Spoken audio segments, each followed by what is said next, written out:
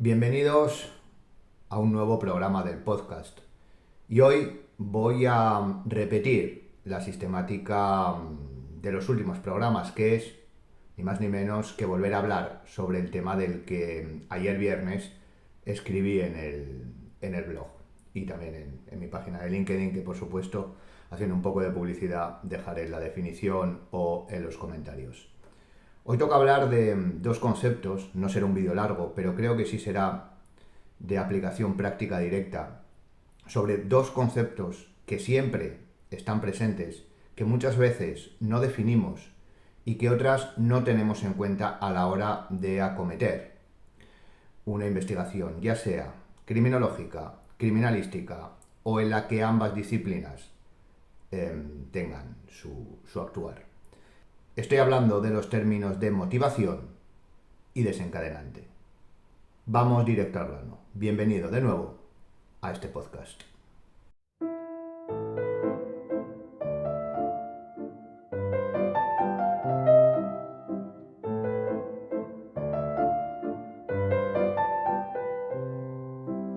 Cuando hablamos de términos como motivación, desencadenante, tendemos a pensar que vamos a hacer una definición, que vamos a reflexionar sobre ellos de manera teórica, filosófica, pero que no van a tener una aplicación práctica en el desarrollo de nuestras funciones como investigadores, como peritos, como ambos.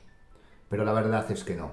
Siempre voy a intentar que todo lo que hablemos tenga una practicidad, una capacidad de ser útil en el trabajo y en el desarrollo diario. Obviamente, antes de la práctica, y esto sé que no está muy de moda, pero antes de poner en práctica cualquier cosa, y mucho más en ámbitos como el de la investigación y el análisis forense, la teoría es algo que jamás puede faltar. Debemos saber de lo que hablamos para después poder aplicarlo. Y muchas veces, como he dicho en la introducción, motivación y desencadenante o se confunden, o se tratan como sinónimos, o simplemente no se tienen en cuenta. Pero en el título he puesto que son importantes tanto en el ámbito de la criminología como en el de las ciencias forenses y en todas las especialidades. Porque siempre que se lleva a cabo una conducta, delictiva o no, va a haber una motivación y un desencadenante. Lo que pasa es que cuando hablamos de conductas delictivas, criminales, pues esto se lleva como siempre al extremo. No hay diferencia entre una conducta y otra, simplemente en qué límites se mueve cada una. En el del extremismo, la radicalidad o simple y llanamente en la normalidad. Bien, vamos a definirlos y luego vamos a ver cuáles son las diferencias y qué debemos tener en cuenta a la hora de aplicarlos. ¿Qué es una motivación? O mejor dicho, ¿qué es la motivación dentro de una acción delictiva? Aquí ya vamos a encuadrarlo dentro de nuestro ámbito de estudio, que es el criminológico y el criminalístico. Bien, la motivación es una idea, es un pensamiento, es algo que el sujeto, en nuestro caso el victimario, tiene en su psique, tiene en su sistemática de proceso cognitivo y que en no pocas ocasiones es algo rumiante, está ahí. A partir de esta premisa cambia dependiendo de otras circunstancias, pero es longitudinal. Esto quiere decir que siempre está ahí. En ocasiones, como digo, de una manera más fuerte, con más o menos presencia, con más o menos capacidad de rumiarle. A veces también desaparecerá momentáneamente, pero siempre tendrá esa idea de llevar a cabo una acción. Pero repito, lo que tenemos que tener en cuenta es que es un pensamiento, una idea, algo que le rumia la cabeza y que de una manera no lineal, pero sí longitudinal, es decir, siempre, pero no siempre con la misma intensidad o con la misma presencia, están en el cerebro del individuo, del victimario. Ahora bien, ¿qué es el desencadenante? Pues el desencadenante es una acción material, física, que puede limitarse temporalmente, que es la que da paso el gatillo del arma para que esa motivación se materialice. Un ejemplo claro.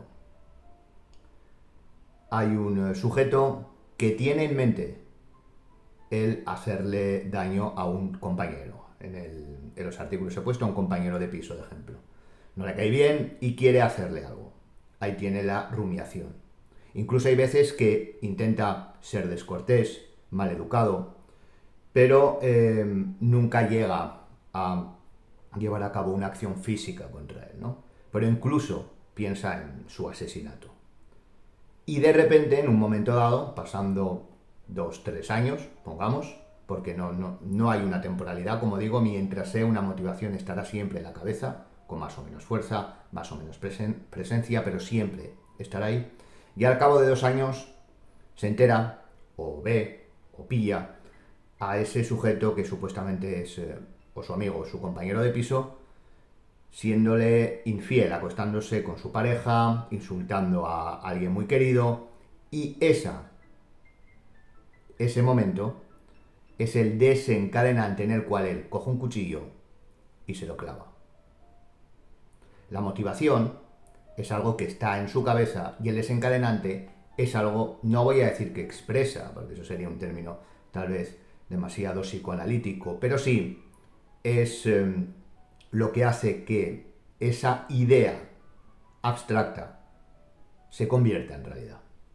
Ahora bien, esto es creo que la parte más fácilmente comprensible y creo que incluso con una mínima deducción cualquier persona puede llegar ahí. La motivación es un pensamiento, una idea que tiene el victimario en la cabeza y el desencadenante es la acción puntual y limitada en el tiempo que es totalmente material y física.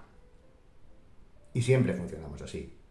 Una persona que tiene sobrepeso y que de repente quiere bajar o ponerse en forma, tiene la motivación, el pensamiento de salir a correr, o de hacer deporte, o de bajar de peso.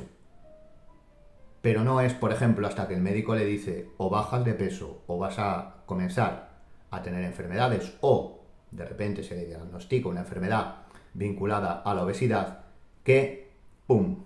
Ese es el momento, ese es el desencadenante. Cuidado, no es la acción, ese es el momento en el que va a tomar acción y de la motivación, de la idea, va a pasar a la realidad.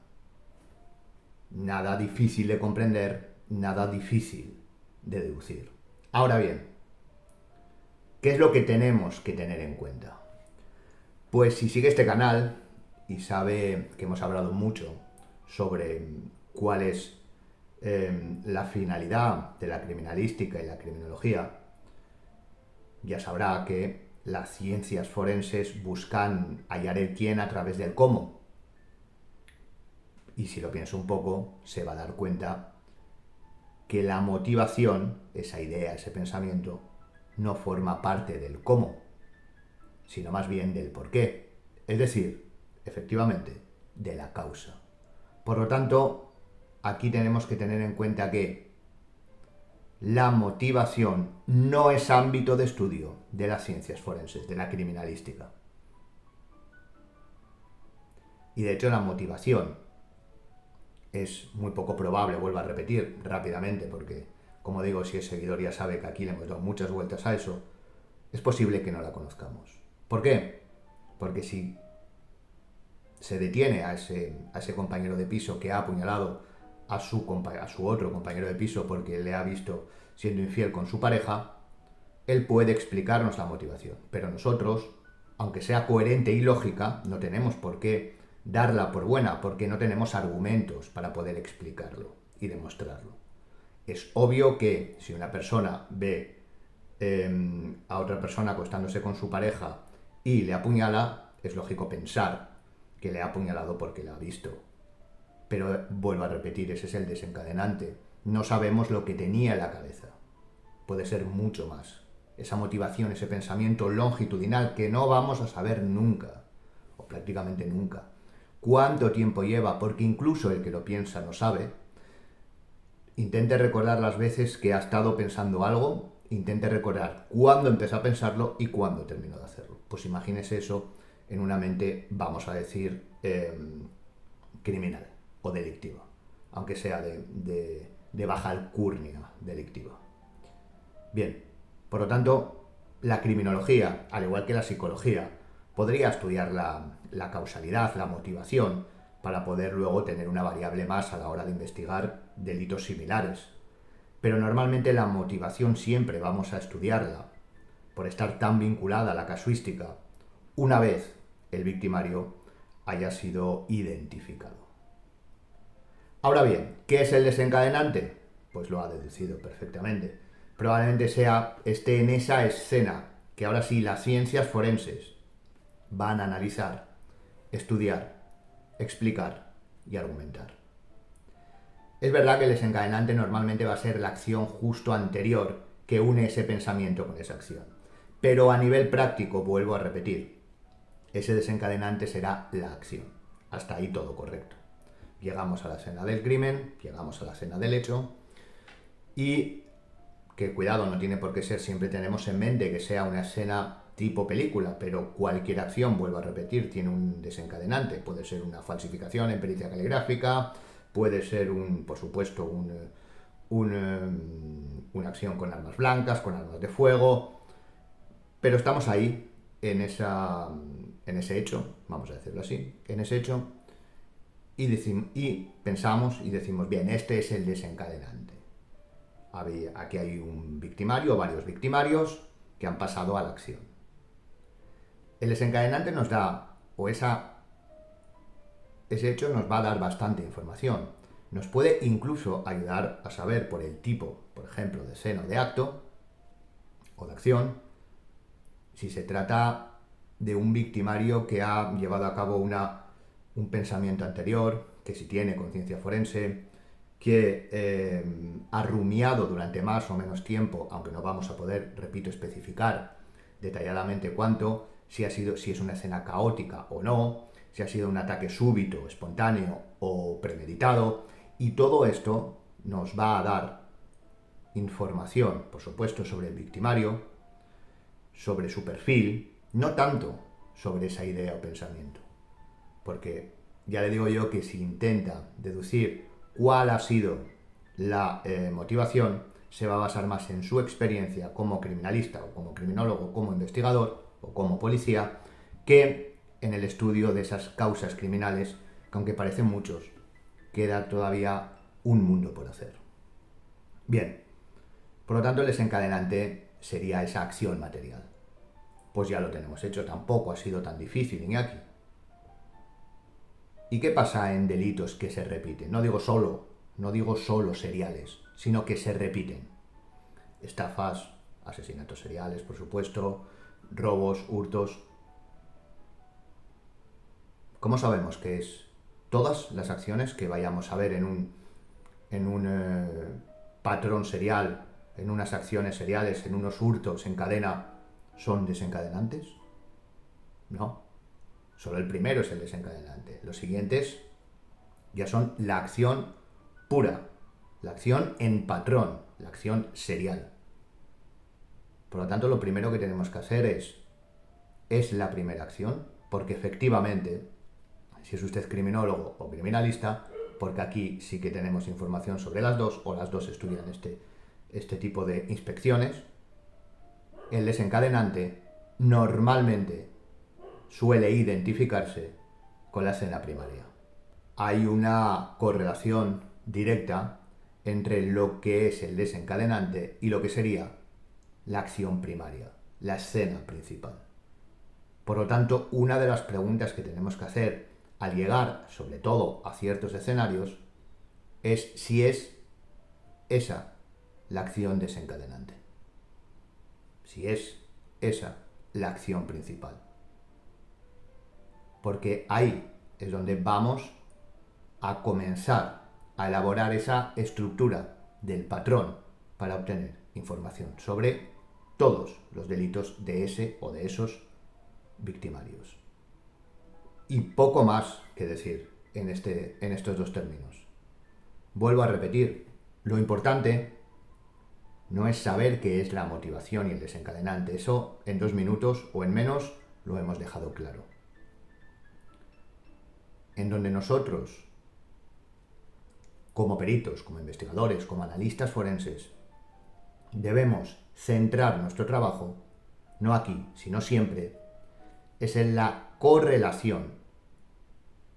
Vuelvo a repetir, no relación, correlación que existe o que puede existir, por ejemplo, entre el desencadenante y la segunda acción, la lógica que puede existir una vez detenido para poder ampliar las variables entre la motivación o la causa que podemos conocer si la conocemos y el desencadenante, además por supuesto de otras variables como el perfil del victimario, de la víctima, por supuesto también, de las acciones llevadas a cabo, pero lo importante, vuelvo a repetir, es tener conocimiento, desentrañar, explicar y argumentar, conocer el cómo se van dando esas uniones entre conceptos.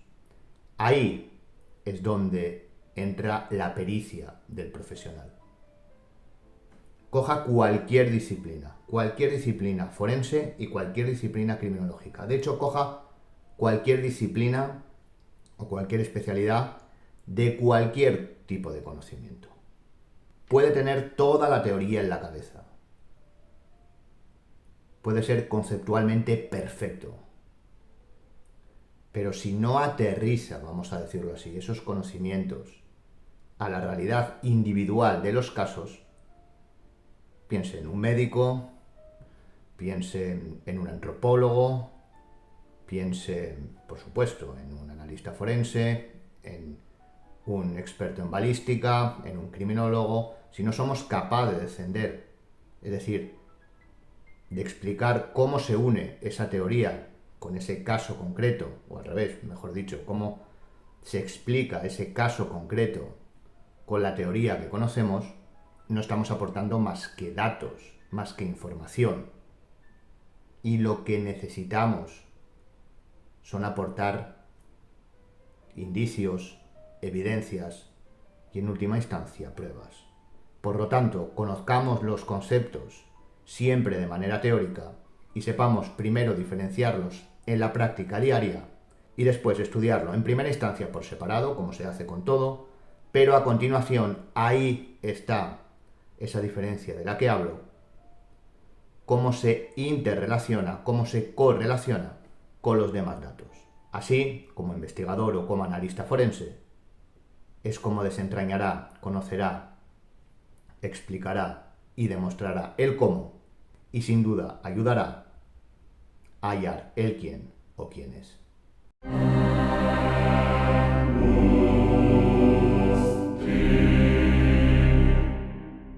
Y hasta aquí el programa de hoy.